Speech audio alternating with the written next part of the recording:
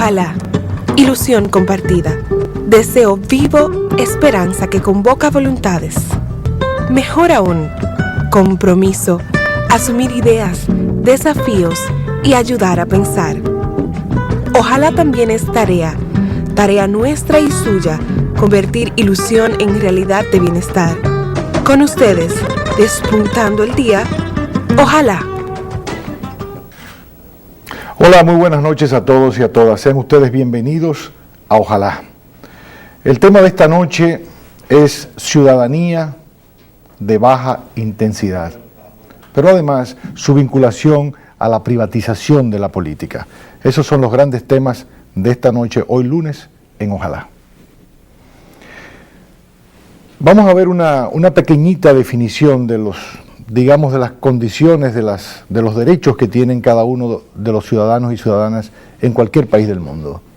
Y aquí vemos que toda persona, en tanto que ser humano y ciudadano, tiene derechos que deben ser reconocidos, protegidos y ensanchados por el Estado.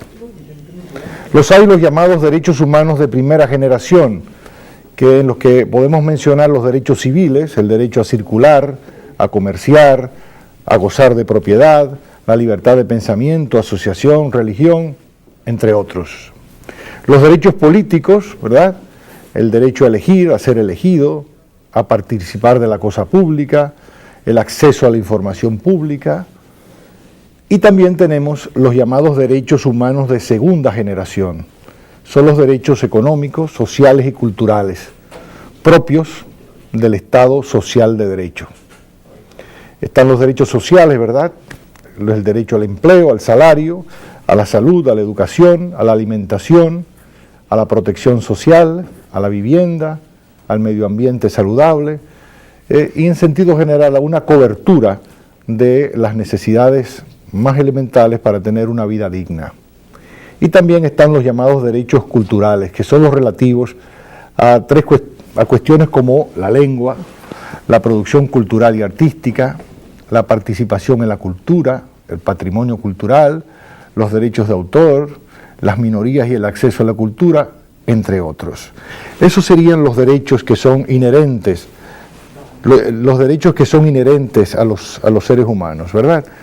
Entonces, si podemos ver la siguiente, por favor, cuando una sociedad ocurre que a núcleos humanos se les niegan determinados derechos, pues tenemos el concepto que se ha denominado de ciudadanía de baja intensidad.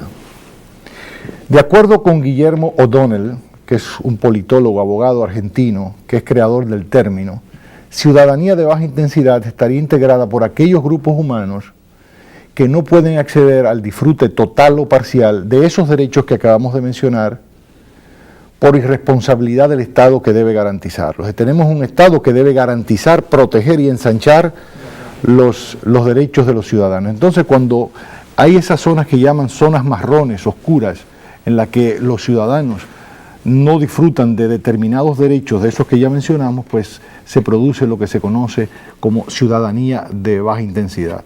No sé si el término se origina, quizás nuestro invitado en la noche de hoy pudiera aclararnos, pero en la época en que fue concebido también se hablaba desde la perspectiva del poder de las guerras de baja intensidad.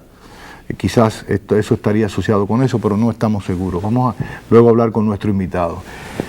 Otra de las características de la ciudadanía de baja intensidad, de este concepto, es que toda sociedad es un conjunto de ciudadanos y ciudadanas con derechos desigualmente intensos y plenos. Es decir, usted no puede decir que hay una ciudadanía como una totalidad que no disfruta de sus derechos, sino que hay bolsones que sí disfrutan de algunos, de todos, unos gozan más de otros. Es decir, en esa totalidad se da una combinación simultánea de personas, núcleos humanos que sí disfrutan de la totalidad de los derechos y otros que no. Son las desigualdades que conocemos.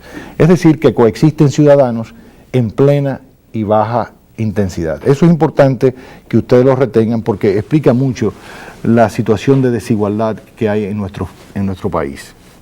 A seguir tenemos el concepto de la privatización de la política, por favor.